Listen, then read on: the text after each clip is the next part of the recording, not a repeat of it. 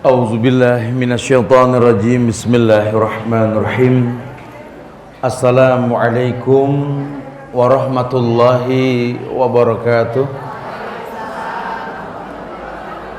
Alhamdulillah hamdan katsiran thayyiban mubarakan fih kama yuhibbu rabbuna wa yarda. Asyhadu an la ilaha illallah wahdahu la syarikalah wa ashhadu anna Muhammadan abduhu wa rasuluh. Ya ayyuhalladzina amanu taqullaha haqqa tuqatih wa la tamutunna illa wa antum muslimun. Ya ayyuhan nasu taqu rabbakumul ladzi khalaqakum min nafsin wahidah wa khalaqa minha zawjaha wa bassa minkum rijalan katsiran wa nisaa wattaqullaha alladzi tasaaluna bihi wal arham innallaha kana 'alaikum raqiba. Ya ayyuhalladzina amanu taqullaha wa qulu qawlan sadida yuslih lakum a'malakum wa yaghfir lakum dhunubakum wa may yuti'illaha wa rasulahu faqad faza fawzan 'azima. Amma ba'du fa inna asdaqal hadisi kitabullah wa khairal huda huda Muhammadin sallallahu alaihi wasallam wa syarral umuri muhdatsatuha wa kullu muhdatsatin bid'ah wa kullu bid'atin dhalalah wa kullu dhalalatin finnar. Ma'asyiral muslimin wal muslimat, ibu-ibu yang semoga Allah muliakan dunia dan akhirat. Alhamdulillah, izin Allah kita dimudahkan untuk bisa berkumpul bersilaturahmi di Yayasan Imam Malik bin Anas Prama'had Ibadur Rahman Ma'had Al-Ladhifi. Ini tempat di mana kita berada dan kita memang tinggal di sini. Jadi kebayang ibu-ibu besok-besok kalau Ustadz agak telat dikit ya, udah kebayang ya. Biarlah motor yang menjadi saksi bisu dengan knalpotnya lah ya. Kalau dibilang ini Ustaz Subhan yang bikin, siapa sih si Subhan? Gitu ya. Cuma debu di ujung sepatu orang lah ya. Nggak ada manfaatnya sudah. Ini cuma titipan Allah. Ini kalau dibahas, dipikirin di masalah titipan Allah, ini kita merujuk kepada surat Al-Hakumut Takasur yang nanti berujung pada ayat yang mengatakan summa latus'aluna yawma idzin anin. Allah bakal tanya tentang semua nikmat yang kau rasa. Ya Allah, kalau ingat begitu kayaknya saya pengen seperti daun hijau yang dimakan sama ulat keluar jadi kotoran, selesai sudah. Tapi kan Allah bakal tanya dari mana, kemana, dan untuk apa, begitu ya. Bu, ahlan wa sahlan bikudumikunna fi hadzal ma'had al-ladhifi, yakni muassasa Imam Malik bin Anas fi Gharbiyah min Bogor. Selamat datang di Yayasan Imam Malik bin Anas di Prama'had Ibadur Rahman di Ma'had Al-Ladhifi. Al-Ladhifi itu artinya apa adanya. Saya nggak tahu kenapa mesti namain Al-Ladhifi nih. Saya masih ingat nenek saya dulu waktu belum meninggal tuh partner hafalan Quran saya itu ya. Dia suka bilang, Han, jadi orang tuh yang Al-Ladhifi aja udah, yang apa adanya. Tapi ketika saya temu hadis Nabi yang mengatakan al-qasdu fil fakri wal ghina, ternyata mirip loh. Al-qasdu fil fakri wal ghina, menjadi orang yang sederhana dalam keadaan fakir maupun kaya. Jadi sudah, jangan dibuat-buat, karena di mata Allah sama. Orang mau apapun keadaannya di mata Allah sama, tercipta untuk beribadah. Ini kan kadang-kadang dunia yang terlaknat ini membuat kita terlena. Sampai perubahan kita dari kita yang dulu ke kita yang sekarang membuat kita lupa bahwa kita tercipta untuk beribadah. Pun kalau dulu kamu memang tidak mampu berbuat sebuah kebaikan, maksimalkan kebaikan. Ini yang dikatakan fattaqullaha mastata'tum, bertakwa semampunya. Sudah usaha belum kelihatan buktinya, ya udah sabar. Karena ada masyiahnya Allah, ada kehendak Allah. Semalam saya ngobrol sama ribuan anak muda di Masjid Agung Al-Azhar di Rabanian situ. Itu sengaja kita kalau kajian sama anak-anak muda di Jakarta setiap malam Kemis, subhanallah tuh sampai sholat isya aja di Masjid Agung Al-Azhar 2 kali sholat loh, karena nggak nampung jamaah. Masya Allah ya, subhanallah, lagi semangat dakwah sunnah nih, Masya Allah. Semalam kita berdialog tentang sebuah hal yang berkaitan bahwa adanya baik sangka atau terperdaya dalam kehidupan. Karena manusia ini kadang-kadang nggak paham apakah saya sedang berbaik sangka atau saya sedang terperdaya. Karena banyak orang berhusnuzon, saya sih baik sangka aja, padahal dalam keadaan nggak mampu. Antara pasrah, ridho, rela, ini kalimat-kalimat yang diletakkan di tempat yang berbeda. Orang kalau dibilang ridho, dasarnya ilmu. Sampai mulut berani berkata, raditu billahi robba, wa bil islami dina, wa bi muhammadin nabiyya wa rasulah. Itu bukan ucapan spontan, anak kecil juga bisa. Biar kata masih pelok belum bisa ngomong lobi tu billahi robba, bisa begitu ya. Kalau buat sekedar hafal dia bisa hafal, tapi kalau paham ya wallahu alam bisawab. Tapi kalau bicara ridho, basicnya ilmu. Dia ridho, dia berilmu sebelumnya. Dia orang yang pasrah gitu ya, bahasa Indonesia banget ya. Artinya orang yang udah nggak bisa ngapa-ngapain lagi. Ya sudahlah, habis mau bilang apa gitu ya. Ini orang yang pasrah. Atau mungkin dia orang yang dalam keadaan rela. Nah, bicara rela ini sering sekali diterjemahkan seperti orang yang berharap. Karena rela bukan berarti pasrah. Orang yang rela, orang yang betul-betul tahu bahwa memang proses seperti ini. Makanya ketika banyak orang salah paham arti berbaik sangka dengan terperdaya, ini ulama mengkritisi. Ada loh sebuah bab dalam kitab Ad-Dawa Dawa, Ibnu Qayyim Al-Jauziyah itu menjabarkan kepada kita tentang makna ini. Karena ada sebuah ayat yang Allah firmankan dalam Al-Quran di surat Al-Baqarah ayat 218. Itu ada potongan ayat yang kalau dipelajari nanti kita bakal kebuka sedikit dulu, nggak banyak-banyak. Ayat itu mengatakan innalladzina amanu walladzina hajaru wajahadu fi sabilillah ulaika yarjuna rahmatullah. Ini ayat mengabarkan tentang orang yang yarjuna rahmatullah, orang yang berharap rahmat Allah. Karena kalau dibilang dia berharap rahmat Allah, makanya dia ridho. Dia orang yang mengharap rahmatnya Allah, makanya dia rela. Dia orang yang mengharap rahmatnya Allah, makanya dia orang yang pasrah. Mulutnya selalu berkata hasbunallah wa ni'mal wakil, ni'mal maula wa ni'man nasir. Kalau ditanya artinya apa, wallahu alam, pasti begitu. Pokoknya hasbunallah aja dulu dah, gitu ya. Masalah paham mah gampang dah. Cuma rata-rata orang kalau ngomong hasbunallah biasa kalau udah mentok tat. Oh, berarti hasbunallah artinya apa? Mentok tat. Emang kita orang Jakarta suka nggampangin aja kalau mengartiin sesuatu ya. Nama-nama binatang kalau di Jakarta tuh sesuai suaranya, coba dah. Burung tekukur. Emang bunyinya tekukur. Kutilang kalau pagi begitu.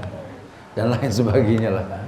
Ya, innalladzina amanu, orang yang beriman, walladzina hajaru, dan orang yang hijrah, wajahadu fi sabilillah, dan berjihad di jalan Allah. Ulaika yarjuna rahmatullah. Jadi kalau ditanya siapa orang yang berharap rahmat Allah? Karena semua manusia mengaku dia berharap rahmat Allah. Tapi kalau dibilang dia orang yang berharap atau tidak, dia orang yang raja, belum tentu. Ya, sama orang penggemar radio Islam, radio Roja, radio Hang, TV Roja, TV Wesal, apa penggemar, tapi yang paham nggak semua. Itu dakwah sunnah dahsyat loh melalui radio Islam, TV Islam. Tapi sampai ke masyarakatnya malah timbul keributan. Ilmu tidak pada wadahnya. Kita orang yang salah dalam teknik dakwah, uslubnya berantakan. Uslub itu cara. Lawang kita saja paham butuh waktu. Ini sekali ngomong pengen orang paham, ya nggak mungkin. diputar kemana juga nggak bakal mungkin ya. Sehingga banyak anak jadi futur dengan apa yang dia sedang tuntut. Kenapa? Karena nggak balance antara semangat orang tua dengan kemampuan anak. Itu sering terjadi loh. Ya, Bu, jujur ini yayasan ya. Dulu awalnya mah rumah pribadi. Karena saya terdidik di Pondok Modern Gontor dulu. Kalau Pak Kiai saya suka ngajarin bahwa yang namanya sekolah itu bukan bangun gedung manggil murid, bukan. Tapi adanya murid menginspirasi bangun gedung. Makanya yang unik dari tempat kami belajar dulu itu sejak tahun 1927 hingga 2016, besok akhir September terjadi reuni 90 tahun yayasan tersebut, ma'had tersebut, itu tidak pernah menulis spanduk menerima murid baru loh. Agak idealis ya. Kenapa? Karena murid yang nyari guru, bukan guru nyari murid gitu loh. Sekarang kan kita sekolah kayak omprengan, betul. Baru punya ide aja udah nyusahin orang minta sumbangan, betul. Gedung kosong kayak omprengan, yang mau gitu ya. Ya nggak begitu harusnya, ya. Udah mungkin awalnya dari rumah sendiri aja dulu dah. Ini karena di rumah nggak muat, jadi mau nggak mau yang punya rumah ngalah ke dapur gitu loh. Dapur kepake juga, nggak bisa kalau nggak bikin betelan di pojokan tanah dah. Bikin rumah kecil di pojokan tanah. Lama-lama tuh betelan kepake juga terus. Maaf ya, jadi kalau ibu-ibu agak sedikit naik ke puncak gunung tadi ya gitu. Karena memang bentuk yayasan kami begini, awalnya rumah berkembang seperti itu. Jadi kalau ditanya rumah antum mana Ustaz? Allahu alam. Gitu ya. Sekarang ini mungkin besok kandang burung, saya nggak paham lah ya. Tapi yang pasti memang beginilah cara kami mengembangkan yayasan. Tahun 2008 kita masih memiliki cuma 1.350 meter nih. Dan kebetulan saat itu satu RT saya Islam sendiri di sini. Ini kampung non Muslim. Ini kampungnya Tionghoa, orang-orang Chinese. Yang agamanya ya tentu Buddha, Konghucu. Cuma bergulirnya waktu mereka ada yang pindah ke Islam, ada yang pindah ke Kristen gitu ya. Yang Kristen agak sedikit ekstrim di sini ya. Makanya banyak sekali dakwah mereka ke masyarakat sini nih. Kayaknya kita perlu bertahan di sini. Jadi kalau dibilang Ustadz tiap hari dari tahun 2007-2008 Jakarta Bogor 250 kilo nih muter-muter gini, nggak capek Ustadz? Ya capek lah, emang robot nggak capek. Cuma yang bikin semangat terus berjalan karena memang ada manfaat. Hidup ini kan bisa bertahan kalau kita masih bisa bermanfaat. Khairun nas anfa'uhum linnas. Kalau dibilang capek lah. Ya, betul-betul banting tulang, berangkat pagi bareng tukang sayur, pulang sore bareng kampret, tiap hari begitu. Sampai kadang-kadang anak gede kita nggak ngopain, udah gede nih anaknya begitu kadang-kadang. Untung nggak nanya anak siapa nih gitu ya. Ya itu yang terjadi bergulir. Alhamdulillah sekarang mau nggak mau Pak RW jadi malu kalau kelas orang seperti kita digabung sama non muslim. Ditariklah kita ke orang-orang muslim.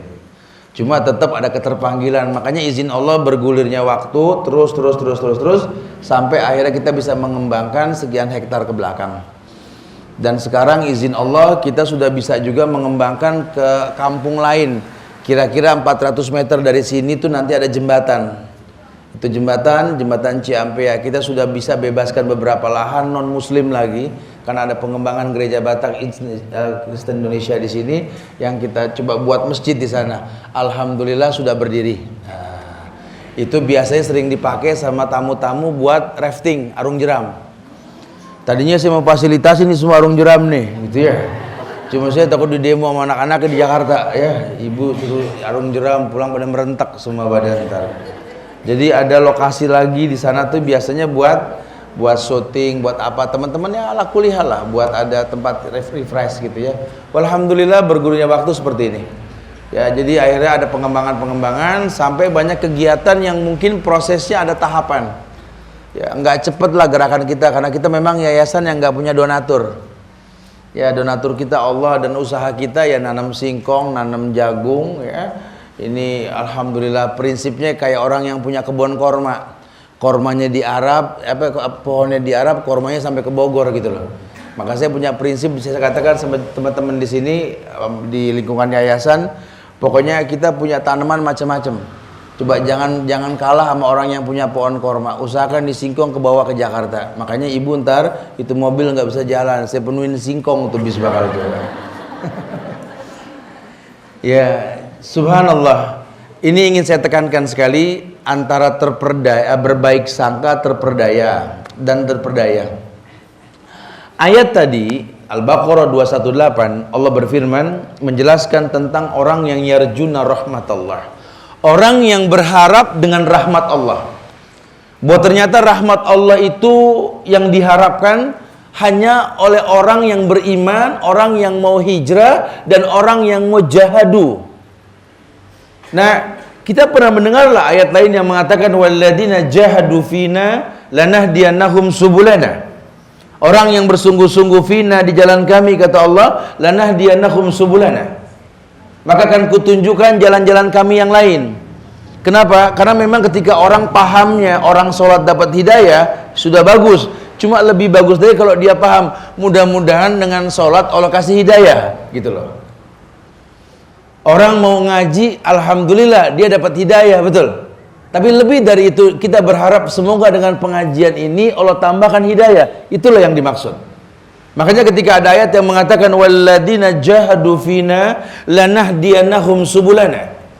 Orang yang bersungguh-sungguh fina beribadah kepada kami tunjuki jalan. Jalan-jalan kami. Iya, karena nanti masih banyak cerita. Masih banyak cerita dalam hidup. Hidup ini tidak akan pernah terselesaikan sampai kapan? Hatta zurtumul maqabir. Sampai kamu masuk ke liang lahat. Ini kan orang suka berbaik sangkanya salah. Dia menganggap waktu hidup susah dulu namanya ujian. Ketika udah nggak susah, udah nggak diuji, itu salahnya kita tuh. Oh dulu sih Ustaz, zaman saya masih diuji Tat, ya Allah, Masya Allah. Sekarang udah nggak diuji, alhamdulillah Tat, enggak. Wah udah baal nih orang tawannya. Saya udah bilang, orang tuh kalau masih dicubit sakit, masih diuji. Wa mali jurhim bimaitin ilam. Karena cuma mayit yang dicubit nggak sakit, berarti udah nggak diuji.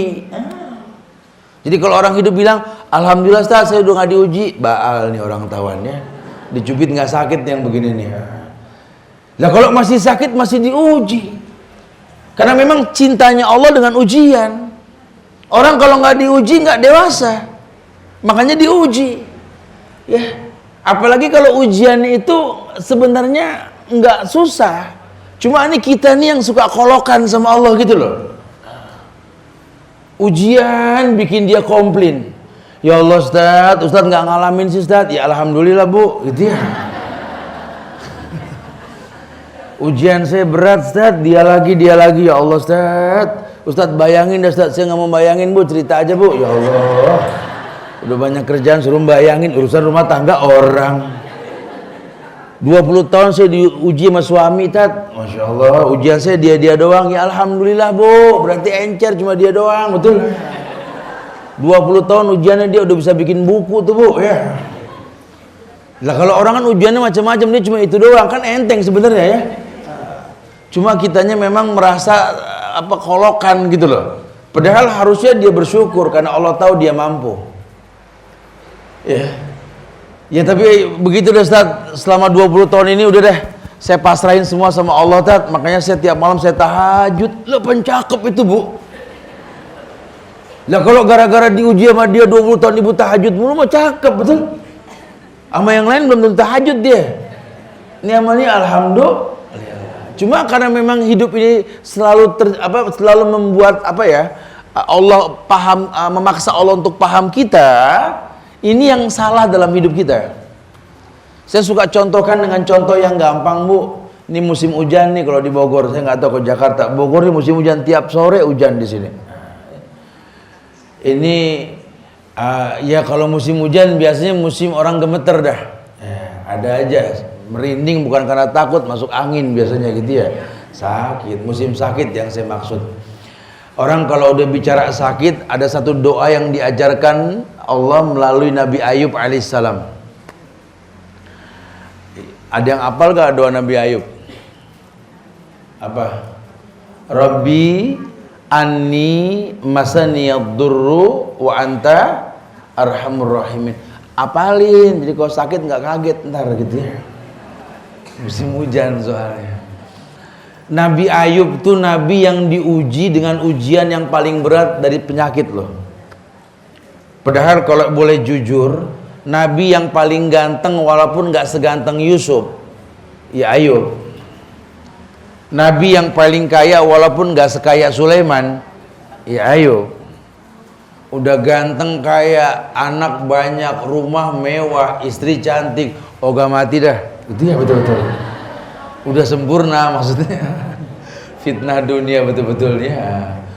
Allah uji anaknya meninggal semua keuruk puing bangunannya yang mewah. Ya, tampangnya yang tampan, yang betul-betul tasurun nazirin membuat mata terbelalak melihatnya, memiliki penyakit kusta yang tiap pori mengeluarkan belatung.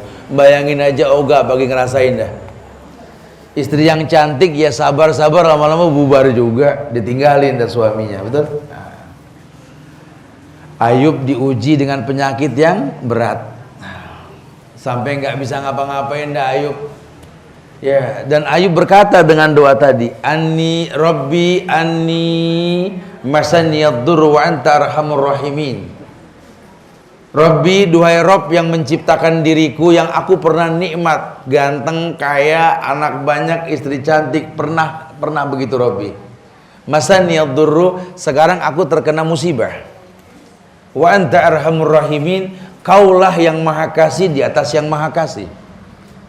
Di mana Ayub tidak meminta sama Allah disembuhkan, dia cuma ngomong, Rabbi, duhai Tuhan yang menciptakanku dengan proses, bahwa sesungguhnya aku dulu pernah nikmat, sekarang aku kena musibah. Begitu saja. Jadi tidak ada keluh kesah, karena dia tahu bahwa Allah uji dia berat terasa, cuma nggak akan pernah menzolimi manusia. La yukallifullahu nafsan illa usaha. Allah tahu tidak ada ujian yang nggak sanggup Allah ujikan, semua bakal sanggup. Kalau kita yang jadi Ayub, udah lain cerita. Udah macam-macam referensi doa. Ada yang depannya pakai aduh. Ada yang belagak ngambil napas dulu. Ada yang ngatur Allah, doanya ngatur Allah. Ya Allah, lihatlah aku. Ya udah lihat, Allah juga udah lihat gitu, diatur. Penyakitku berat ya Allah. Ya Allah juga paham udah. Kalau kau tak sembuhkan aku, siapa yang nyari duit ya Allah? Untung nggak ada yang nyaut dari langit. Dibilang gitu gimana? Allah diajarin. Kita suka begitu tuh ya. Ayub tidak. Ayub nggak ngajarin Allah, enggak. Anni masaniyad-durru wa anta arhamur rahimin. Duhai Rabb yang menciptakan diriku dengan proses, sesungguhnya aku ini masaniyad-durru, aku terkena ujian musibah.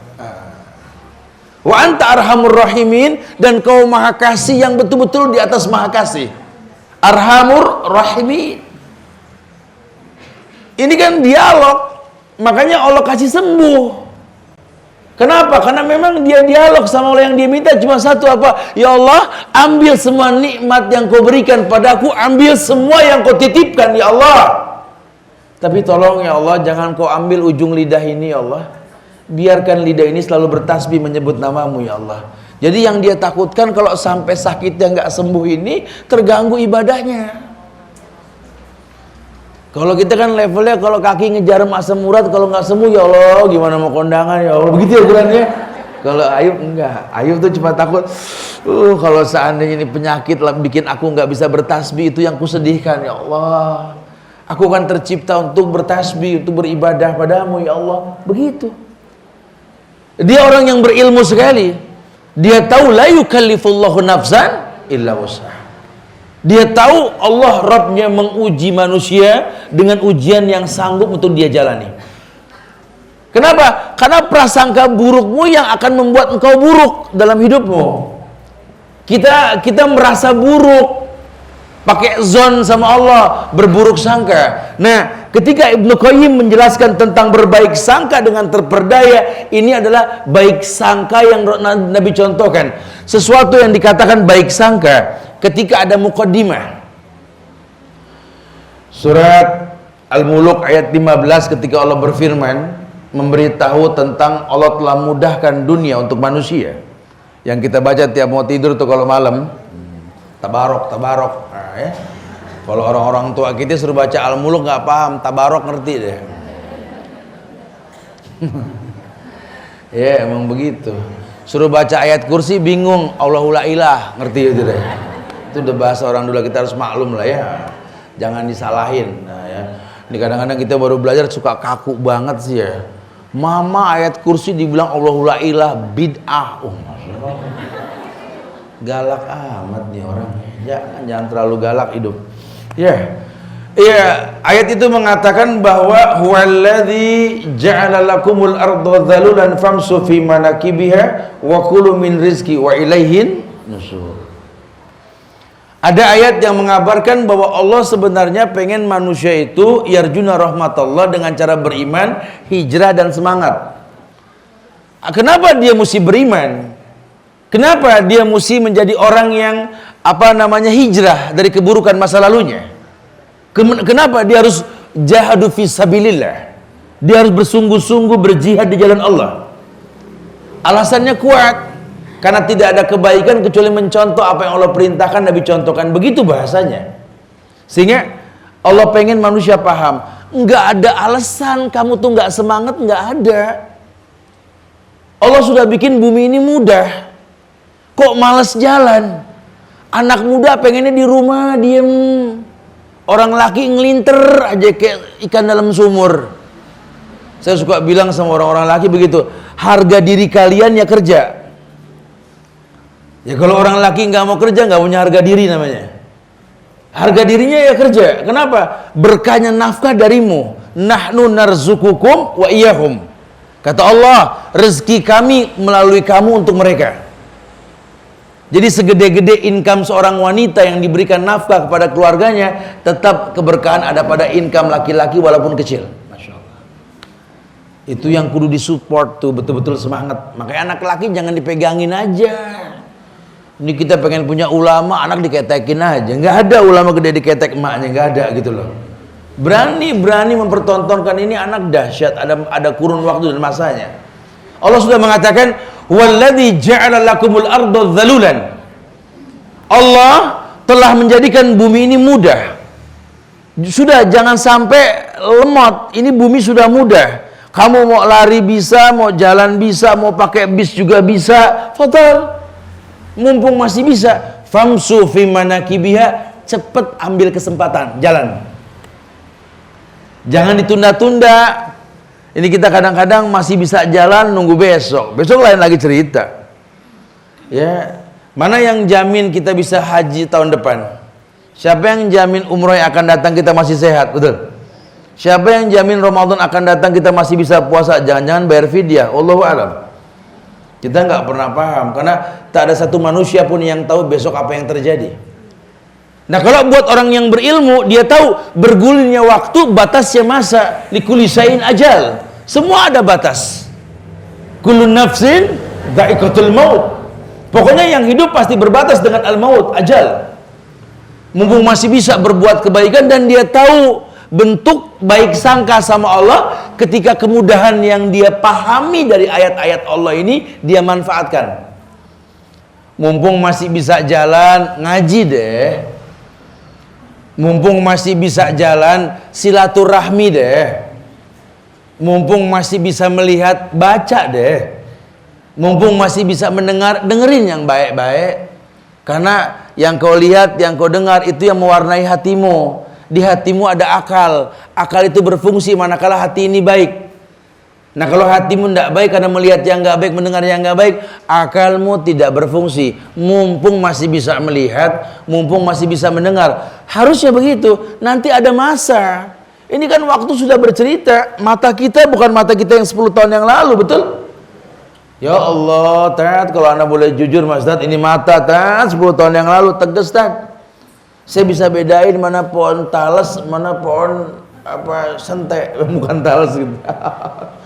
Ya, walaupun sepintas daunnya sama dari kejauhan, ini mata awasnya dahsyat. Pisang boleh sama daunnya, buahnya bisa beda, betul? Ini mata bisa ngebedain enggak? Ini pisang-pisang kepok nih. Jantungnya enak tuh diurap. Apalagi dipepes, betul ya? Nasinya anget-anget. Masya Allah. Sambal terasi di pojokan. Ikan asin. Kita mau kajian apa mau makan sih sebenarnya? Udah ada di mata awas, Nah, ya. Itu dulu saya. Sekarang ya Allah, kadang-kadang kita manggil anak aja salah. Munib kita panggil Dudung, Masya Allah. Apa Dudung masono, Munib ini. Munib apa Dudung sih? Berjalan gitu. Ini mata udah nggak awas, kuping udah salah denger aja, Masya Allah. Orang ngomong, mah kalau bisa kita kompromi, jangan kematangan. Jawabnya begitu. Jangan kematangan mah. Lu ngomong apa tadi? Kompromi, dengerin Indomie. Begitu katanya. Ini kuping sudah ya. Udah bukan kuping yang dulu dah ya. Kadang-kadang begitu tuh ya. Jadi banyak kekurangan yang sudah mulai kita rasa. Ini kan waktu akan mengabarkan itu. Kita nggak selamanya sehat. Masya Allah.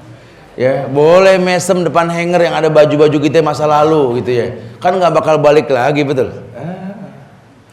Mesem, mama mesem aja kenapa sih, Ma? Ini baju zaman SMA. Astagfirullah, tahun berapa? 64. 4. Saya kemarin soalnya sempat bicara di alumni SMA Magelang angkatan tahun 64. Sempat nih di Gedung Halang sini nih. Kebayang nggak tuh angkatan tahun 64 SMA? Masya Allah. PKI aja belum punya ide loh buat berontak waktu itu. 64, apa mungkin 65 kan?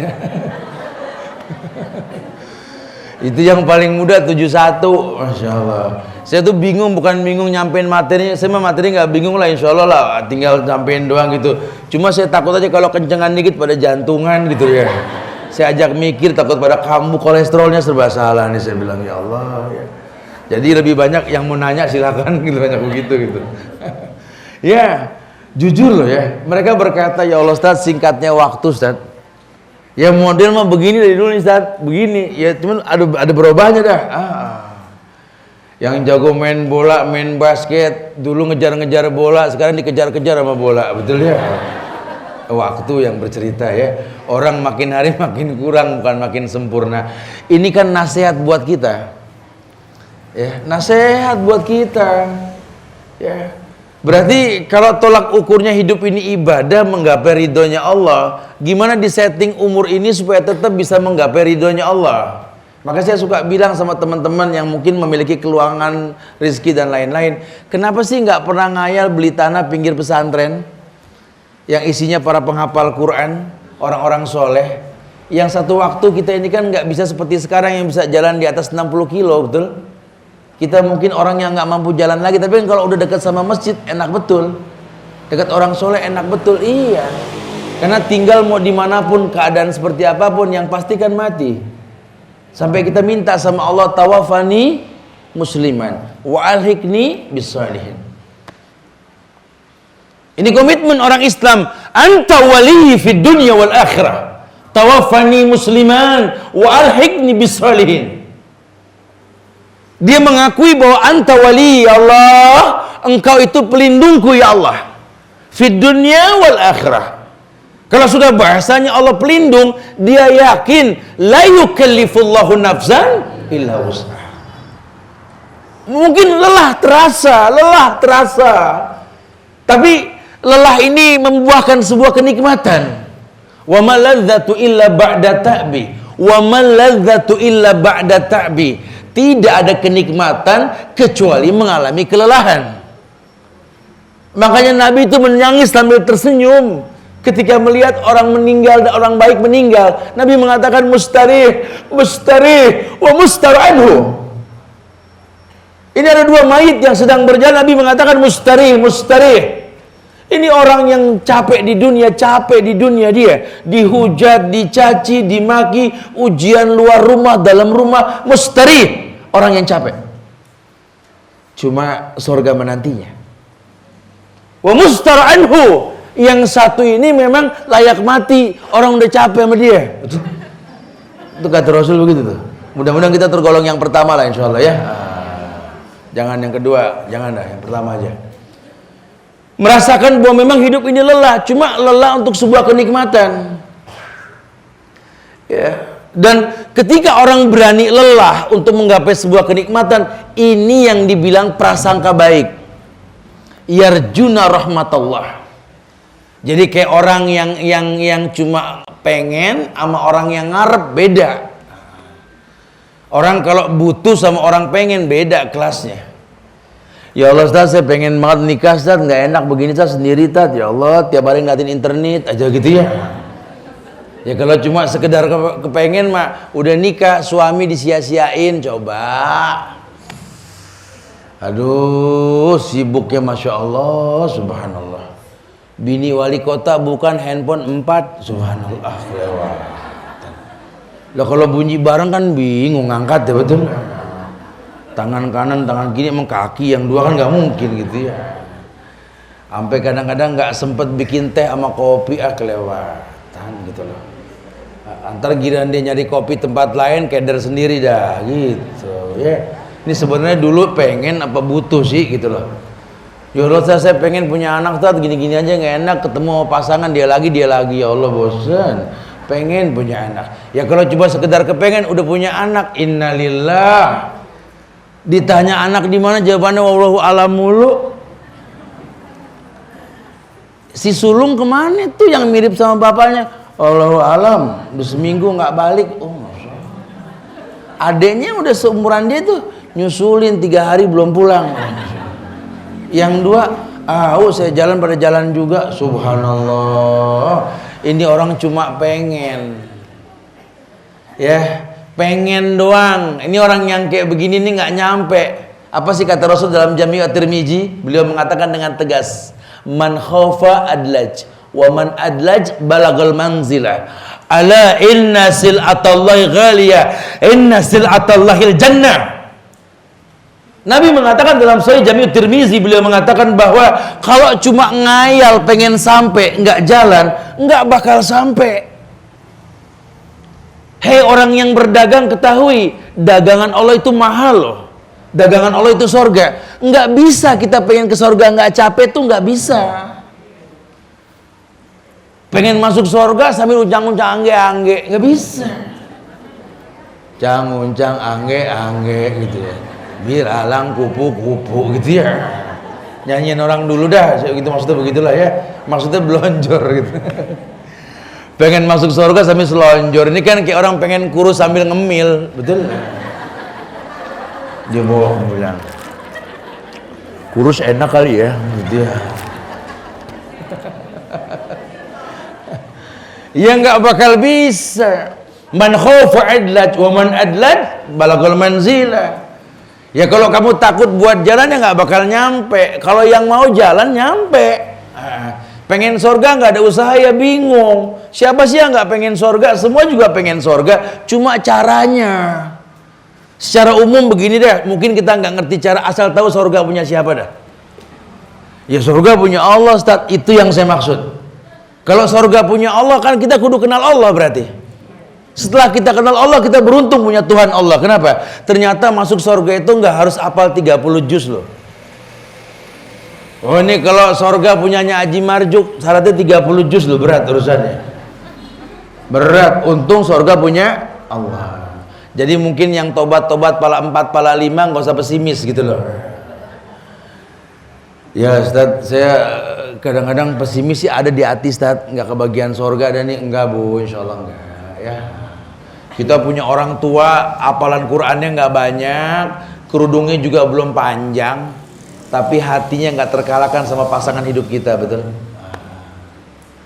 Kita punya ayah yang nggak sepanjang jenggotnya sepanjang guru-guru kita loh, ya, sepanjang pasangan hidup ibu. Nah, ayah kita cuma manusia biasa yang menerima takdir, tapi demi Allah hatinya tak terkalahkan oleh ustadz sepandai apapun. Subhanallah. Ini kan sudah terbukti ya. Kenapa? Karena kebaikan yang bercerita dalam hidupnya membuat karakter baik dalam hatinya. Kita pengen seperti itu. Ternyata orang pengen masuk surga itu akhlak. Ya syukur kalau hafalannya banyak.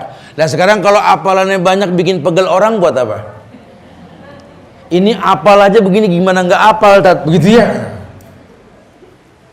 Ya dia jadi imam, Ustaz, cuma makmum hilang atu-atu, betul? Saya suka bilang sama guru-guru di sini, antum kan supir di depan, nih yang lain di belakang nih ngeliat penumpang, antum ngetes apalan pakai suara yang antum seneng, itu iramanya slow, gitu ya?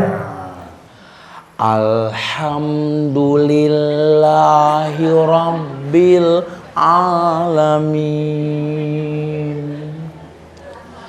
Ar-Rahmanir Rahim. Kan lama slow gitu kan. Yang di belakang udah bayangin kayak kemarin nih urusannya, ya Allah. Waladdallin.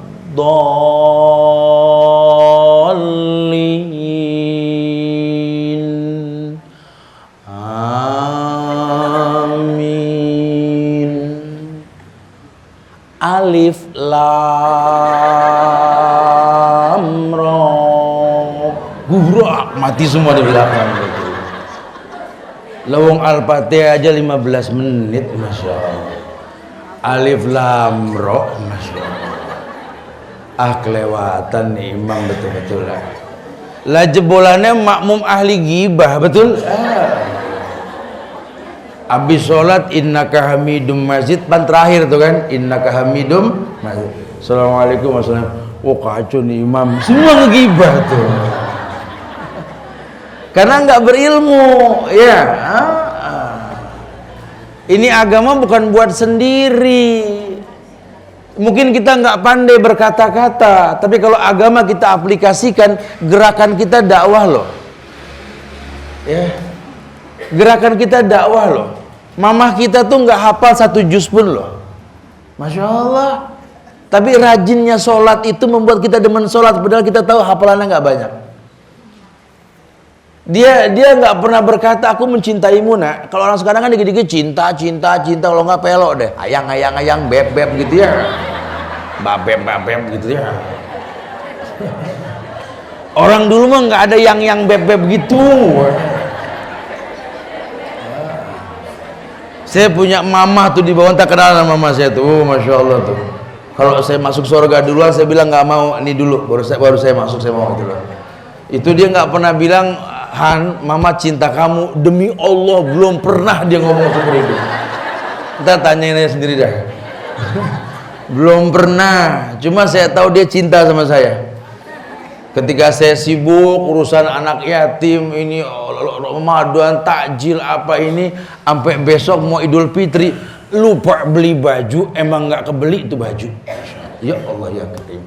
Ini kita, aduh gimana, nggak enak betul kita nyuruh orang pakai pakaian baru kalau mau Idul Fitri, kitanya nggak punya, Masya Allah. Oh beres, udah, mama tahu sudah. Dia bikinin dari sarung yang saya nggak pakai, betul. Tahu aja nih. Karena yang ngerti ukuran cuma dia, gitu ya, yang lain nggak paham. Subhanallah. Itu kan aplikasi namanya kan. Kita nggak cuma berteori, bukti. Agama gitu loh. Ya. Kenapa? Karena agama itu bikin nyaman diri kita dan orang lain. Agama itu good looking, agama itu enak dipandang. Lawang dulu para sahabat membuktikan kok, jalannya sahabat bisa bikin orang kafir masuk Islam. Cara makannya sahabat bisa bikin orang kafir masuk Islam. Cara sahabat pakai baju bisa bikin orang kafir masuk Islam. Cara sahabat nikah dan lain sebagainya, semua orang bisa masuk Islam. Kenapa? Karena ditonton. Ini yang kita lupa. Makanya kita sengaja mempertontonkan. Saya sengaja berpenampilan nih, saya ini orang paling nyeruntul sedunia dibilang. Ya Ustadz diundang datang ke sebuah lembaga instansi kementerian ini. Saya datang begini pakai blue jean, pakai tangan pendek. Maaf Pak, Ustadznya di mana? Mau di sono, saya bilang, saya masuk situ lari gitu. Saya ceramah dia malu. Iya, untuk membuktikan bahwa pada akhirnya bukan itu. Orang Islam itu pelengkap hidup, bukan kesempurnaan hidup. Menjadi bagian sebuah kesempurnaan. Sehingga mungkin kita harus tahu bahwa kita nggak sempurna. Lagi siapa yang sempurna dalam hidup? Cuma kita tahu kita bisa menjadi bagian sebuah kesempurnaan. Harusnya seperti itu. Orang tua kita nggak sempurna. Cuma tanpa dia hidup ini nggak ada artinya. Begitu loh bahasanya.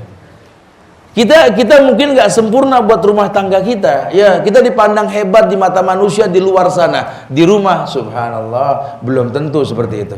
Cuma orientasi kita cuma satu, khairun nas anfa'uhum linnas. Selama kita masih bisa merasa bermanfaat, jalan. Kecuali kalau udah nggak bermanfaat. Karena orientasi kita pahala dari Allah, bukan dari manusia. Masya Allah. Dia tahu Allah telah mudahkan. Huwallazi ja'ala lakumul arda dhalulan famsu fi manakibiha. Makanya kemudahan yang dia rasa di atas dunia ini membuat dia berhusnuzon kepada Allah. Nah, yang dikatakan husnuzon ini yarjuna rahmatullah tadi, Al-Baqarah 218 tadi, ya. Berarti dia orang yang mengharapkan Allah, ridho Allah. Cuma harapannya tidak semu. Karena dia tahu bahwa Allah suka diharap. Ya. Allah suka sekali manusia itu memohon. Allah suka sekali manusia bersekutu dengannya. Ana agna syurakai ani syirki. Allah yang bilang, aku ini sekutu yang paling benci disekutui loh. Jadi kalau orang sudah bersekutu denganku, aku suka, kata Allah. Tapi tolong jangan bersekutu dengan yang lain. Aku benci berbagi kasih, kata Allah. Anar Rahman, Anar Rahim. Sudah, tidak ada yang lain. Jadi tolong kalau urusan sama Allah seperti itu. Nah kan orang bisa seperti itu kalau dia paham. Yarjuna rahmatullah. Siapa dia? Alladzina amanu walladzina hajaru wajahadu. Belum bicara maksimal ya. Dia cuma beriman, dia cuma hijrah, dia cuma berusaha. Kadang-kadang usaha ini belum finishing, belum sampai ending, selesai belum. Cuma semangatnya untuk berubah itu membuat poin lebih di mata Allah. Mungkin dia belum bisa keluar dari bank konvensional. Dia tahu riba gimana, cuma terikat dengan hutang piutang yang sekian tahun. Ya Allah Ustaz, saya pengen resign, cuma saya belum mampu. Ini yang begini perlu disupport nih. Jangan dihujat, jangan dicaci, jangan. Dia sedang berusaha meninggalkan keburukan. Bahkan dalam Islam itu orang yang berusaha meninggalkan keburukan adalah orang baik yang mendatangi kebaikan. Ya, karena kan orang nggak bisa langsung berubah dong. Makanya kita ketika ngeliat teman-teman kita berubah, ya walaupun belum maksimal, support. Ibu ngelihat anak pakai kerudung aja udah alhamdulillah bu. Walaupun mungkin belum sesar'i ibu, udah alhamdulillah aja dulu. Ya Allah, jangan dikritik. Saya pegel tat sama anak saya tat. Ya Allah tat, kerudungin dadain orang dari jauh begitu ya. Ya si ibu biarin deh, alhamdulillah dia mau pakai begitu ya udah alhamdulillah. Umurnya berapa sih ibu? 14 tahun tat. Oh masya Allah. Ibu waktu umur 14 gimana? Oh saya sih pelari cepat tat. Padahal ini anak udah lebih baik dari orang tuanya kan. Coba sih dijelaskan biar nanti penyempurnaan ibadah itu ilmu bukan ucapan kita. Salahnya kita tuh kalau ngomong pengen orang dapat hidayah jadi sempurna, itu salahnya kita tuh. Ya ini banyak sebenarnya nggak kita saja, para guru juga sama. Makanya kesannya kalau dakwah kayak ekstrim, kayak menakutkan. Kenapa? Karena doktrin, dogma yang disampaikan. Nggak ada tawar menawar. Memang nggak ada tawar menawar, cuma bahasanya nggak ada hikmah wal mau'izah. Orang dibikin khawatir, dibikin takut. Udah gitu memang kita duduknya juga kadang-kadang sambil ngantuk, betul ya? Nah kalau ngantuk kan nangkapnya depan belakang, tengah nggak kedengeran, betul? Wajib kita sholat di masjid, tidur. Mendusin langsung Rasul membakar orang yang tidak sholat di masjid. Dua dia pakai itu. Sampai ke rumah anak paham Allah juga belum disampaikan dengan bahasa yang dia dengar. Tadi disampaikan sebuah dakwah yang indah. Wajib ke masjid, kalau nggak dibakar. Astagfirullah. Kan nggak bisa begitu ya. Sementara zaman Rasul orang aja bisa mabok sholat. Turun ayat la taqrabu sholat wa antum syukar. Jangan sampai kamu dekati sholat dalam keadaan mabuk. Berarti kan pernah ada sahabat sholat mabuk, betul? Ini kadang-kadang kita yang merusak tuh begitu-begituan tuh. Nah, buat orang yang betul-betul berbaik sangka karena dia mengerti Allah telah berikan kemudahan, Allah yang katakan, famsu fi manakibiha, percepat, berjalan di atas kemudahan tersebut. Karena kalau sudah bicara kemudahan, Allah akan mudahkan selamanya. May yahdihi fala mudhillalah wa may yudlil fala hadiyalah. Enggak ada yang sulit buat Allah di atas muka bumi ini. Kalau kita tahu yang Allah inginkan, enggak ada yang sulit. Ini yang saya selalu tekankan sekali sama orang-orang di yayasan. Asal selama yang kita buat adalah sesuatu yang dibutuhkan, jangan khawatir, Allah enggak buta. Asal tolong buat yang dibutuhkan, bukan yang diinginkan. Jangan repot ngegedein masjid kalau memang jamaahnya belum penuh, jangan. Ini repot digedein masjid, lawang jamaah cuma selembar, ya mubazir. Biarlah nanti waktu yang bercerita. Jangan cuma pengen buat sesuatu cuma nggak ngerti cara, subhanallah. Jadi banyak sekali yang kadang-kadang kita nggak paham. Allah mudahkan, kata Allah, walladzi ja'ala lakumul arda dhalulan famsu fi manakibiha wa kulu min rizqi wa ilaihin nusur. Ya. Wa ilaihin nusur. Artinya cuma kepada Allah tempat kembali. Oh. Ya, ini anak yang ketiga nih. Ya, maksud. Ketiga apa berapa sih? Tiga. Oh, tiga kalau nggak salah. Dua. Ya. Jadi dikatakan oleh Allah sendiri, wa ilaihin nusur, kepada Allah tempat kembali. Ada tempat kembali? Iya. Ya berarti kalau tempat kembali, Allah bakal tanya. Summa la tus'aluna yawma idzin anin na'im. Allah bakal tanya. Ya. Nah kalau Allah bakal tanya, ini yang membuat sahabat gemeter semuanya. Sampai Abu Bakar berkata kepada anaknya Aisyah, seandainya ayahmu ini sebatang pohon yang ditebang dan dibakar, betapa mudahnya hidup. Cuma sayang ayahmu bukan itu. Panggil Umar, suruh hitung hisab hartaku. Allah bakal tanya tentang semuanya. Subhanallah. Ya. Nah, kita pengen berbaik sangka. Nah, baik sangka itu ketika kita mengamalkan kemudahan yang Allah berikan. Karena akumulasi yang Allah miliki, ya. Akumulasi yang Allah miliki berikan kepada kita karena memang syukur yang kita lakukan. Wa ita'adzana rabbukum la in syakartum la azidannakum wa la in kafartum inna adzabi lasyadid. Ya, Masya Allah. Bu, itu yang saya katakan dengan bahasa yang mudah. Makanya mudah-mudahan Allah mudahkan kita untuk istiqomah di atas kemuliaan.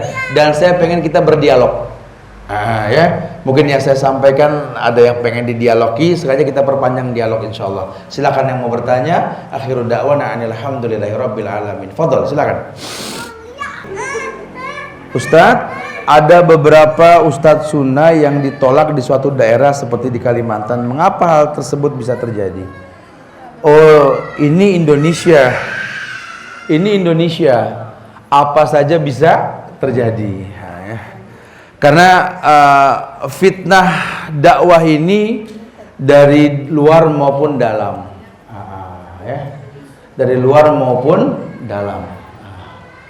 Jadi kadang-kadang kita ini nggak paham bahwa yang namanya dakwah ini ada ujian. Ini macam-macam.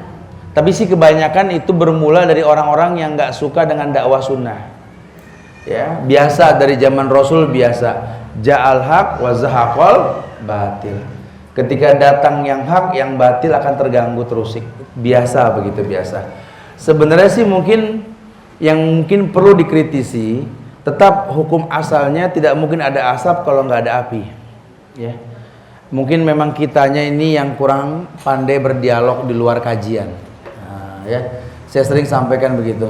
Ya izin Allah semua karena Allah dan doa ibu-ibu jamaah sekalian, sampai 9 tahun kita di sini nggak ada permasalahan sama masyarakat.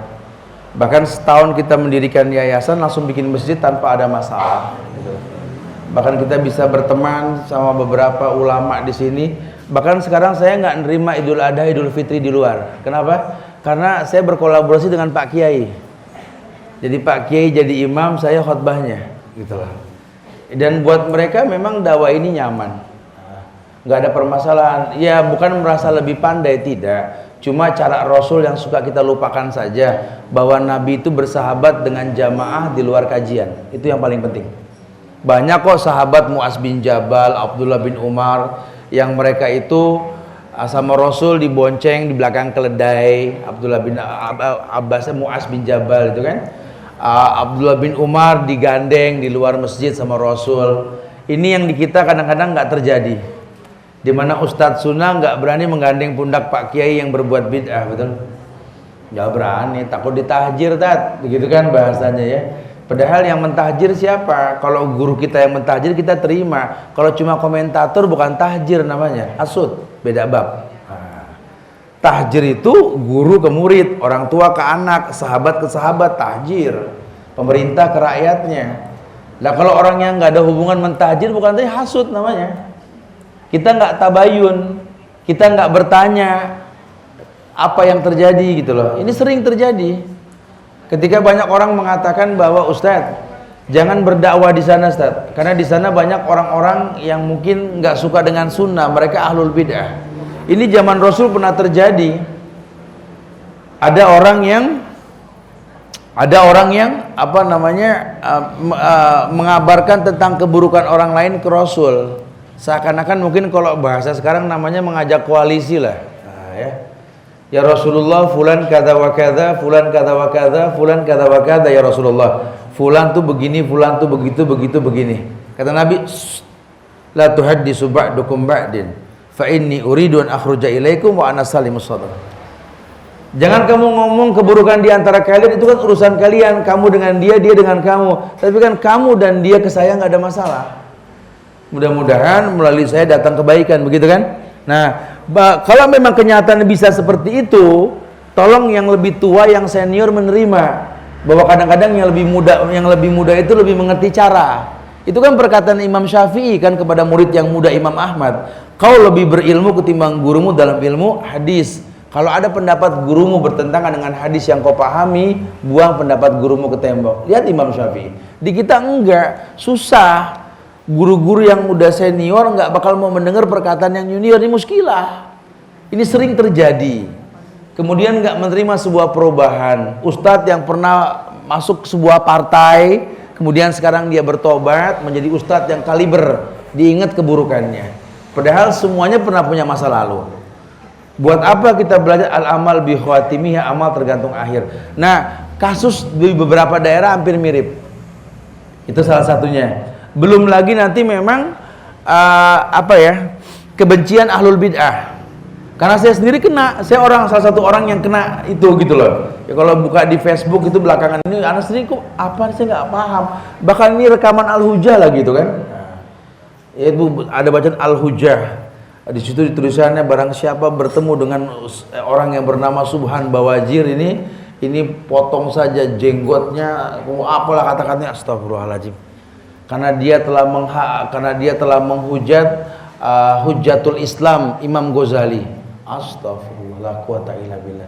Saya masih ingat saya sampaikan tentang Imam Ghazali di Masjid At-Taqwa itu contoh bahwa dia manusia yang memang berbuat kesalahan. Karena setiap manusia berbuat salah. Tapi saya katakan kita bisa mencontoh betapa mulianya Imam Ghazali, sehingga Imam Al-Iraqi mentahqiq kitabnya Ihya Ulumuddin yang banyak kesalahannya ya tanpa menghujat. Kenapa? Karena memang Imam Ghazali meninggalnya itu megang Sahih Bukhari. Berarti dia sedang belajar. Saya puji, tapi kenyataannya bisa dibalik. Dikating bahwa saya menghina, fitnah. Tapi nggak masalah, jalan terus. Ya. Sehingga kemarin ketika kita ke Tegal, sampai di Tegal, saya sama adik saya ke Tegal ya, itu langsung disuruh pulang karena nggak memungkinkan, karena ada 10 ustadz yang nggak diterima, salah satunya saya gitu loh di Tegal, oleh beberapa para habaib. Katanya saya menghina paham mereka lain lah. Ini semua dibuat-buat. Sehingga akhirnya dari Mabes telepon ke Kapolres Tegal dan mengabarkan bahwa tugas polisi itu bukan menghindari tapi menghadapi. Maka jaga, lihat apa yang terjadi. Dijaga dengan 3 kompi itu di sana tuh akhirnya kajian. Walhamdulillah selesai kajian ya Pak Polisi dan Kapolres mengatakan justru kami butuh yang seperti ini. Selesai urusan. Jadi fitnah.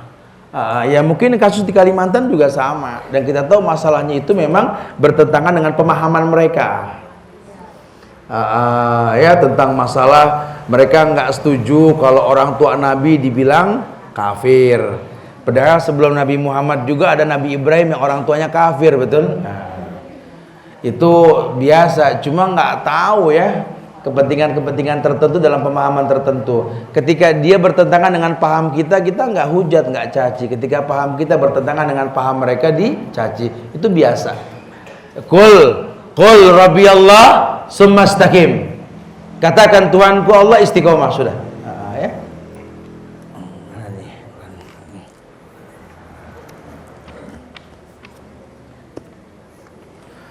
Assalamualaikum Ustaz. Amalan apa yang dilahirkan pada bulan Zulhijjah, dilakukan bulan Zulhijjah selain menjalankan ibadah haji dan berkurban? Bahwa melaksanakan ibadah selama 10 hari bulan Zulhijjah ini merupakan amalan yang disukai dan mustahab. Ima kita melaksanakan puasa sunnah dari awal Zulhijjah, atau tidak memotong kuku dan rambut kalau sudah membeli hewan kurban. Ya, ini merupakan amalan yang baik. Sebagian mengatakan kegiatan-kegiatan yang berkaitan dengan ibadah di tanggal tersebut adalah sebuah kebaikan. Tapi yang umum adalah haji dan kurban. Apalagi nanti ketika orang wukuf tuh puncaknya haji, al-hajju arafah. Haji ya wukuf di Arafah. Jadi nanti ketika banyak orang berkhilaf tentang masalah kapan sih kita puasa, patokannya orang wukuf. Ya. Kalau saya lebih memahami orang wukuf karena Nabi mengatakan al-hajju arafah. Jadi orang pada wukuf kita puasa. Namanya puasa Arafah. Ya, bukan puasa Zulhijjah, puasa Arafah. Nah, kalau puasa Arafah dikaitkan sama wukuf di Arafah.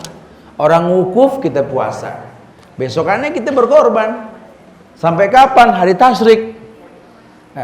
Berkorban yang paling utama dengan apa, Ustaz? Berhilaf ulama. Tapi kalau merujuk kepada hadis yang berkaitan tentang sholat Jumat, di situ dikatakan bahwa orang yang datang pada acara sholat Jumat pertama kali diberikan pahala sebesar unta yang besar. Kemudian datang yang kedua diberikan pahala sebesar sapi, kemudian sebesar kambing dan seterusnya. Sebagian mengatakan makin besar korban kita makin afdol. Makanya silakan yang mampu beli kambing satu orang satu fadhal. Tapi yang mampu satu orang beli 10 kambing pun tidak apa-apa.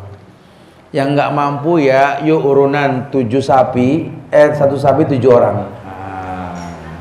1 sapi 7 orang. Tapi yang sanggup 1 orang 7 sapi pun boleh.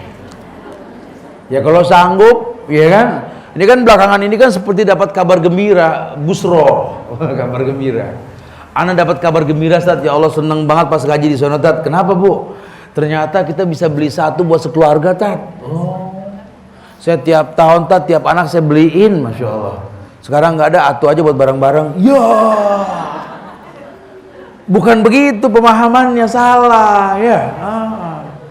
Kita boleh melibatkan orang lain pada ibadah yang kita lakukan, boleh. Ya boleh, silakan. Ibu memang sanggupnya beli satu, ya Allah, terimalah korban kambingku ini untuk diriku dan keluargaku. Boleh, nggak apa-apa.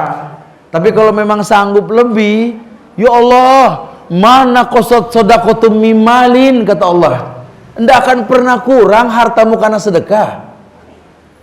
Korban itu dahsyat loh efeknya, bak sholat. Makanya kalau sampai orang nggak merasakan nikmatnya korban, salah. Inilah yang kita buat dari kemarin, tabung korban tuh. Alhamdulillah saya senang, saya bersyukur sama Allah bisa menjadi bagian orang berkorban. Karena kita sengaja bikin tabung korban itu ada beberapa target tipe A dari hewan tersebut, bertujuan untuk orang yang nggak mampu.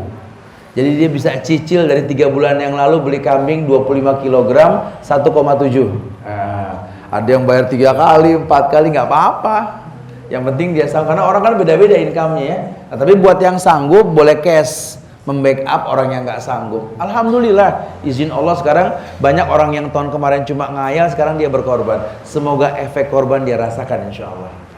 Ya. Fadol, nanti kita setelah selesai aktivitas kita bisa ke bawah, bisa lihat tuh.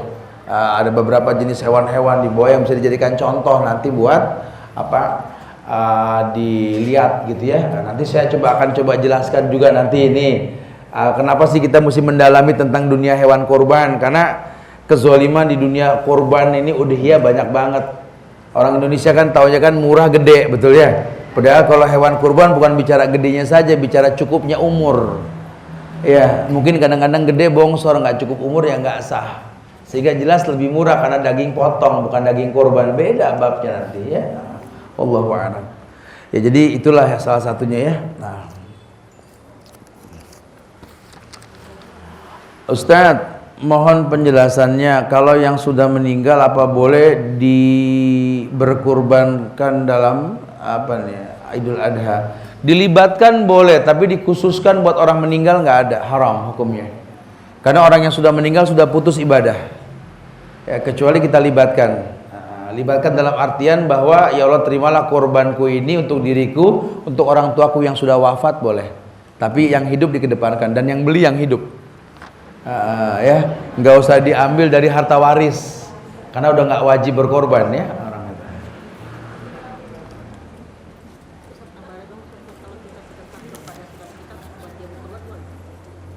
Ustadz, bagaimana kalau kita bersedekah ke saudara kita untuk dia berkorban? Ya boleh saja, boleh saja. Nanti ketika beli mengatasnamakan dia.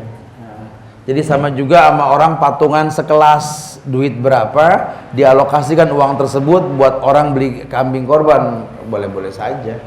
Tapi kalau di atas namakan sekolah atau kelas ya nggak boleh. Allahu a'lam. Atau di atas namakan diri kita atau orang yang memberi tersebut. Ini perlu dilihat siapa yang memberi dulu.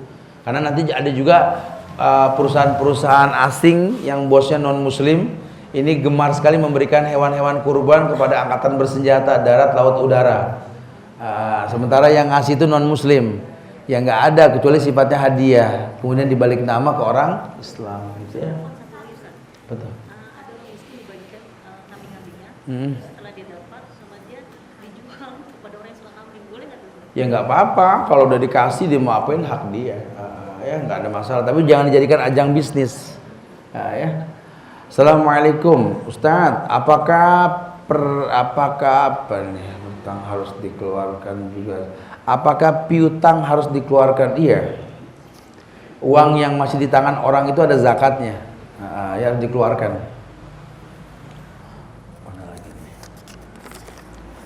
Jika kita membeli rumah baru, haruskah kita mengeluarkan zakatnya?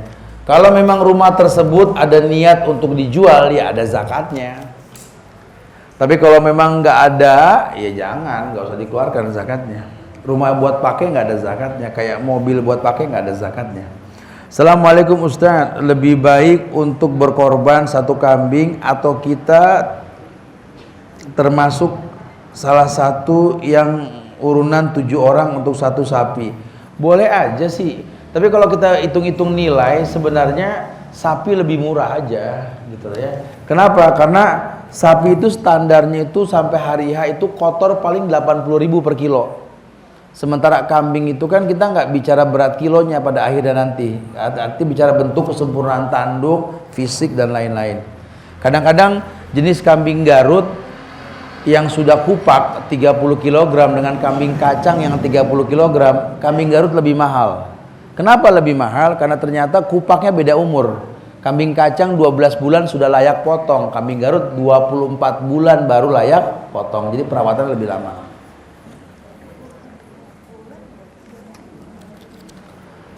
Ustadz, bagaimana hukum sholat di masjid atau musola yang jamaah laki-laki dan perempuan dibatasi tapi posisi sholat laki-laki di kanan dan wanita di kiri? Sedangkan yang saya tahu kalau sholat seharusnya wanita di belakang. Iya, yang paling afdol di belakang. Tapi kalau terjadinya seperti itu bagaimana Ustaz? Wallahu alam, ini ijtihad ulama-ulama Mekah Madinah, tidak mengapa selama ada batas. Tapi yang paling afdol laki di depan, perempuan di belakang. Karena soft laki-laki yang paling depan yang paling afdol, soft perempuan yang paling belakang yang paling utama. Tapi bukan berarti kalau perempuan sudah dihijab di belakang, ngisi dari belakang dulu, bukan begitu ya. Ini suka salah paham nih, ya. Tetap dari depan, nah, ya cuma ada di bagian belakang laki-laki, gitu ya. Assalamualaikum, Pak Ustadz. Amalan yang dilakukan, kholas tadi ya. Assalamualaikum Ustadz, anak saya yang ketiga sekolah di SD Islam yang salah satu ajaran sholatnya memulai dengan melafalkan niat. Bagaimana saya menyikapinya? Ya salah sendiri nyekolahin di sono, gitu ya. Ya kalau memang ada kesalahan pada sekolah yang kita lihat, jelaskan saja sama anak kita ya. Karena mencari sekolah yang sempurna ya susah. Alhamdulillah saya mengenal sunnah sudah 1 tahun, anak saya sudah kelas 3, alhamdulillah. Kedua orang kakaknya juga lulusan SD Islam tersebut, tapi mereka sudah kuliah dan SMA. Akhirnya untuk mengimbangi ilmu anak saya yang kelas 3, saya masukkan tarbiyah aulad. Nah, bagaimana anak saya bisa memahami perbedaan yang ada? Entar Bu, nunggu waktu, masih anak-anak ya. Anak saya ikut tarbiyatul aulad baru 1 bulan Ustaz. Alhamdulillah. Ini kayaknya just info kayaknya kalau begini ya. Semoga dijadikan anak yang soleh insyaallah ya.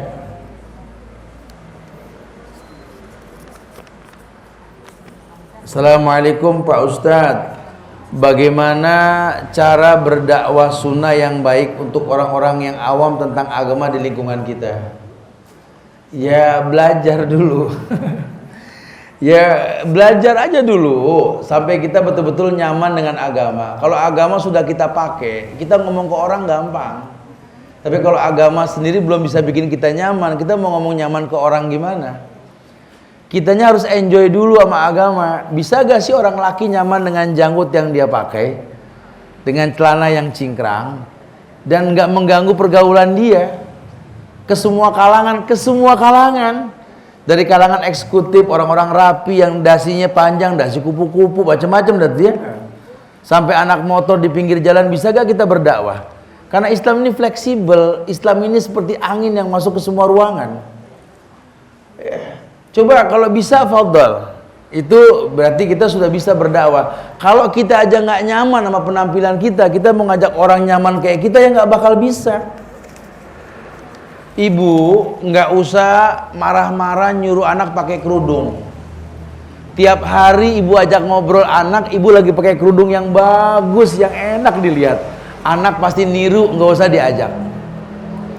Tapi ibu latihan suara, intonasi, tes, bismillah, tes gitu ya.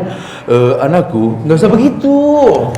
Ibu ngomong bergok miring, siapa yang mau nyontoh betul?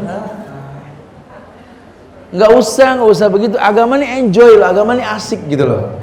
Ya, agama ini betul-betul merasakan nikmat. Nah kalau kita sudah merasakan nikmat di mana saja, karena yang kita sampaikan dengan bahasa yang paling mudah, kalimun nas bima ya'rifu alaih.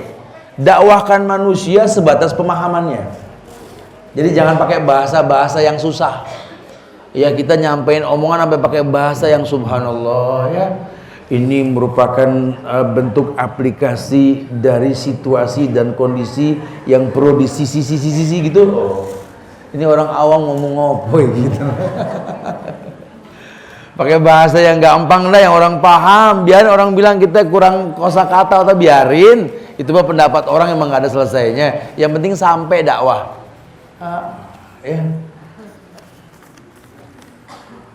Ustadz, bolehkah seorang wanita yang berilmu, ustazah, ceramah di hadapan bapak-bapak? Aduh, kalau bahasanya ceramah saya bingung juga ya. Tapi kalau ditanya ilmu sama bapak-bapak yang gak berilmu boleh. Karena Aisyah pernah ditanya begitu kan. Tapi kalau bahasanya ceramah saya nggak paham. Apa berorasi di atas mimbar ya nggak boleh.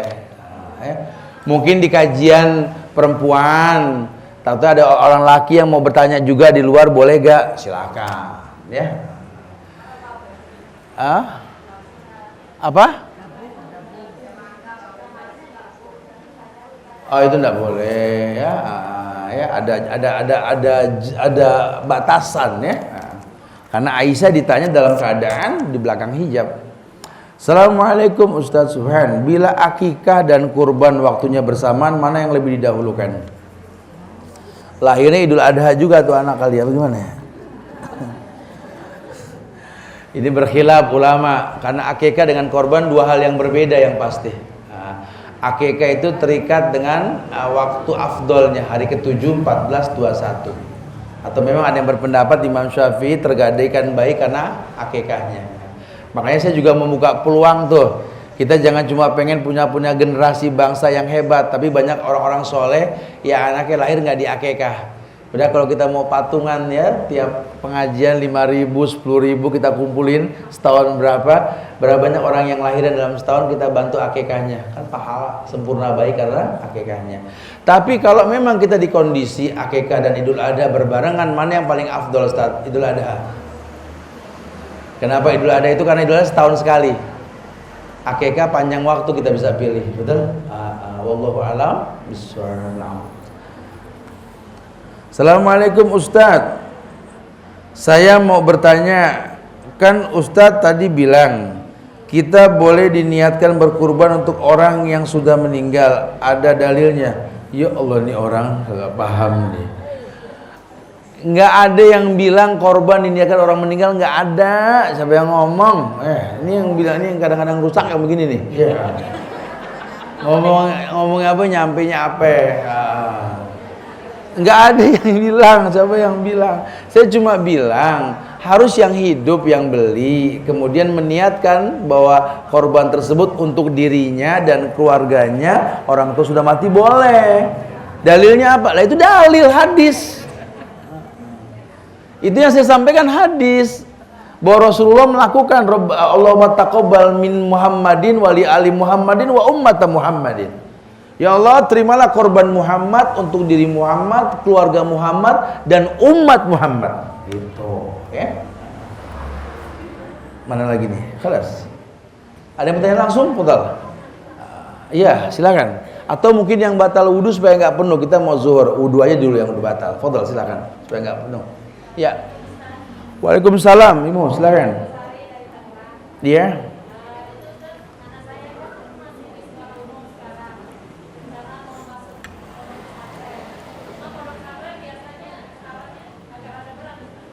Iya.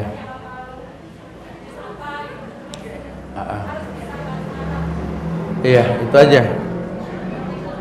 Ustadz, anak saya di sekolah umum pengen masuk pesantren, cuma kadang-kadang pesantren syaratnya berat.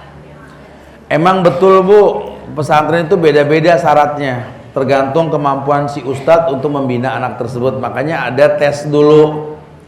Ustadz ngira-ngira dulu layak gak nih jadi murid dia, gitu. Sebenarnya sih kalau berat enggaknya standar ya. Lawang bahasa Arab tuh biasa kok, ya. Quran ya biasa, matematik ya biasa. Makanya Bu, 3 sebab anak masuk pesantren. 3 sebab anak masuk pesantren. Yang pertama, orang tua udah nggak nyanggup sama nih anak, betul? Nah, itu kisah nyata lah begitu ya. Badung, ya apa betul-betul memang udah nggak nyanggup deh. Makanya orang tua yang begini nih kalau anaknya dibawa ke pesantren tuh langsung senyum. Halo, dipagi juga deh gitu ya. Yang kedua, keinginan orang tua lebih besar ketimbang kemampuan anak. Orang tuanya ngaji, ngeliat ustadz berorasi, menyampaikan kayaknya asik. Ya Allah, anak saya pengen kayak gitu ya Allah. Padahal anaknya nggak punya kemampuan. Ini bahaya. Ya, takutnya jadi matang karbitan nantinya. Karena keinginan orang tua lebih besar ketimbang kemampuan anak. Dan yang ketiga, ini yang langka. Anak masuk pesantren karena keinginannya sendiri. Inilah yang kita buat di sini awalnya. Namanya pramahat. Pramahat itu pramahat sebelum anak masuk ma'had. Sering kita bikin pesantren weekend ya, Jumat, Sabtu, Ahad, sering di sini. Supaya anak-anak di luar nih udah bisa ngebayangin ma'had tuh gimana. Karena kalau boleh jujur ya, yang namanya ma'had itu lebih berhasil ketimbang sekolah biasa. Nggak pernah ditemukan anak pondok tawuran, nggak ada seumur umur. Anak pondok narkoba nggak ada. Kalaupun masalah kecil 1-2 tuh mah biasa lah, namanya manusia ya. Tapi jujur loh, dan Indonesia dikuasai sama orang-orang pondok loh. Ya, besok kita ada reuni 90 tahun Darussalam Gontor. Itu Masya Allah ya.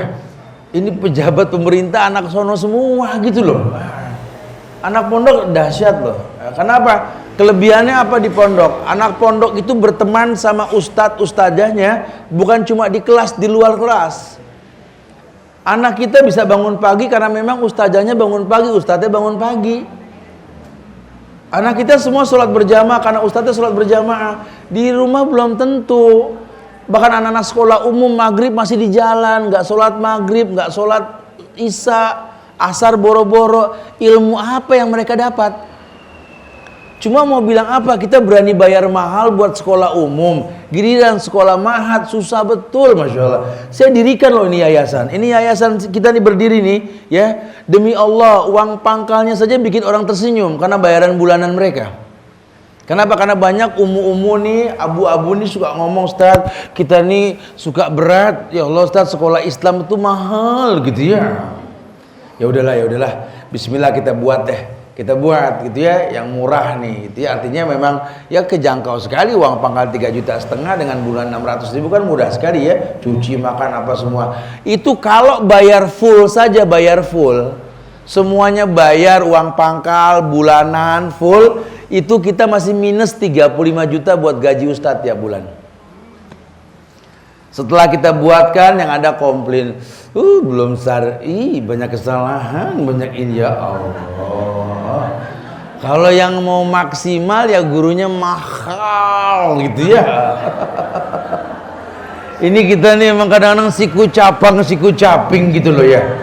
Jadi yang ditangkap nggak kena, yang dipegang kelepas tuh kita tuh. Giliran pengen punya kredit syar'i, tidak konvensional, tapi yang terjadi apa? Malah yang konvensional bisa on time bayarannya, yang kredit syar'i judulnya afwan, begitu mulu. Kita yang merusak sebenarnya dakwah ini. Makanya yang paling baik memang kita dekat deh sama pemilik ma'had, tahu. Karena biar gimana kita ma'had ini siap menyekolahkan anak gratis sampai dia kuliah di Madinah. Kalau nih anak memang berpotensi untuk itu. Ya, jadi nggak usah khawatir, banyak orang-orang yang pengen bisa seperti itu. Ini yang akan kita coba. Makanya ya bantu doa lah, mudah-mudahan kedepannya kita lebih punya orang tua asuh untuk bisa mendidik anak-anak yang layak dididik sebenarnya. Karena jujur ya, anak-anak yang kita ambil sampai dari Papua, dari mana, dari Kalimantan, banyak sekarang sudah alhamdulillah nih. Ini anak-anak yang ya Allah, makanya saya suka bicara dengan bahasa yang gampang Bu, demi Allah Bu ya. Ini saya kajian di semua tempat di Jakarta, instansi 54 instansi saya masuk, ruang-ruang kajian majelis saya masuk. Kadang-kadang saya melihat orang-orang yang berlebihan harta, masuk rumah sampai miring, garasi penuh mobil, ya Allah nggak kepake. Ini kemarin saya ngeliat anak-anak penghafal Quran sakit di pinggir jalan nunggu angkot, sampai sesek dada saya, ya Allah. Ini orang-orang yang bakal menaklukkan dunia, mau berobat saja pakai angkot, subhanallah. Sementara orang-orang yang punya kelebihan, ini tidak ada manfaat barang yang dia miliki, subhanallah. Jadi kadang-kadang suka bingung juga, tapi nggak apa-apalah, sudah kita berjalan. Karena Allah tidak buta, fa innaka fi ayunina, kata Allah, kalian dalam pengawasanku. Nah, terbukti akhirnya berjalan dengan waktu, Allah berikan kemampuan insya Allah. Ya makanya kalau judulnya ketar-ketir hati, Allah yang tahu. Apalagi kalau sudah mulai akhir bulan, ya Allah. Tapi subhanallah jadi asik. Ternyata hidup kita berguna buat banyak orang insya Allah ya. Allah musta'an. Taib. Iya. Iya. Ayo, wah. Itu identik, memang kritikan pesantren sama jarban penyakit kulit. Ya. Orang pesantren itu identik sama gatal-gatal katanya. Makanya begini ya. Tapi di sini ada 1-2 yang gatal ada. Itu kembali ke anak tersebut sih ya. Insya Allah mayoritas tidak. Karena kami juga pernah ngalamin pesantren yang gatal-gatal, namanya jarban kalau penyakit anak pesantren. Sunnahnya anak pesantren itu katanya. Karena nih anak biasa semua serba disiapkan sama orang tua, ya, dicuciin, dirapiin. Sekarang dia harus survive. Kebayang nggak anak 7 tahun SD kelas 1 harus bangun jam 4, menyiapkan pakaian sendiri, mandi, kemudian pakaian rapi menuju masjid, pagi makan dan lain sebagainya. Kebayang nggak tuh? Kita aja yang udah tua bangka melek pagi sampai susah betul ya. Akhirnya banyak kekurangan dalam dirinya. Nah itu bisa di backup sebenarnya. Makanya nanti tergantung pesantrennya. Kalau level pesantrennya pesantren kobong ya, atau pesantren yang istilahnya anak diajar mandiri sebelum waktunya, Ini ya resikonya begitu. Cuma kalau memang kita backup bahwa yang namanya pesantren itu harus betul-betul sempurna seperti yang diinginkan gitu ya. Kalau memang dia nggak sanggup, tolong dipanggil orang untuk bisa membersihkan atau apa yang anak nggak sanggup gitu ya. Wallahu a'lam. Gagah, saya sini. Gagah. Sini. Tidak boleh ya. Ya. Jadi betul-betul memang apa namanya di backup, jangan yang anak nggak sanggup dilakukan gitu ya. Allahu a'lam bishawab. Ini banyak, cuma itu bisa dicarikan solusi. Kamar mandi harus bersih ya, anak jangan diserahkan. Memang kemandirian butuh, cuma kalau anak di bawah umur ya jangan. Makanya jujur kalau saya boleh sarankan, memang anak paling layak masuk pesantren itu setelah SD. Itu paling afdol. Kecuali kalau orang tua nggak sanggup mendidik, sini kita didik. Karena tuh SD itu pembentukan karakter. Al-Ummum Madrasatul Ula, ibu sekolah yang utama. Khawatirnya kalau dari kelas 1 sudah dipesantrenkan, ini anak nggak punya warna orang tuanya. Dan itu terjadi, Bu. Banyak ustazah penghafal Quran, ustadz penghafal Quran, tapi jorok hidupnya. Rumahnya ya Allah, ini yang bikin lakinya pengen poligami loh gitu loh. Sebenarnya lakinya nggak pengen, cuma rumahnya nggak bikin nyaman. Mau bilang apa? Dia kan berhak pengen nyaman sampai rumah, betul? Karena nggak bisa, karena dia nggak dididik sama orang tuanya untuk rapi-rapi. Dari kelas 1 sudah ngerapin sendiri, ya nggak bisa rapi. Tapi kalau memang nggak sanggup, ya kita didik. Cuma kalau bicara afdol, ya selesai SD baru masuk pesantren itu afdol. Nah, selama menjelang SMP atau lulus SD, itu orang tua mempersiapkan kemandirian supaya nanti masuk pesantren, ini anak nggak kaget. Ini enggak, di sini banyak juga pengen anaknya hafal Quran, berilmu, anak ditinggal orang tua kabur. Anaknya gerung 2 hari di sini. Ini ustadz yang jengker, ya Allah. Kau yang mulai, kau yang mengakhiri, betul-betul kalau begini gitu loh. Ini anak siapa kita yang dibikin pusing, masya Allah. Ini kan muskilah kalau sudah begini ya. Wallahu a'lam bishawab ya. Ya Her, kita persiapannya zuhur dulu, nanti kita akan lanjutkan lagi insyaallah ya. Ya, mudah-mudahan manfaat yang disampaikan buat saya pribadi, buat jamaah sekalian. Saya minta maaf kalau ada salah ucapan dalam penyampaian, kesempurnaan hanya milik Allah. Nanti kita bisa lanjutkan dialog dan lain sebagainya. Kita tutup sementara dengan kafaratul majlis. Subhanakallahumma bihamdika, asyhadu an la ilaha illa anta, astaghfiruka wa atubu ilaik. Assalamualaikum warahmatullahi wabarakatuh.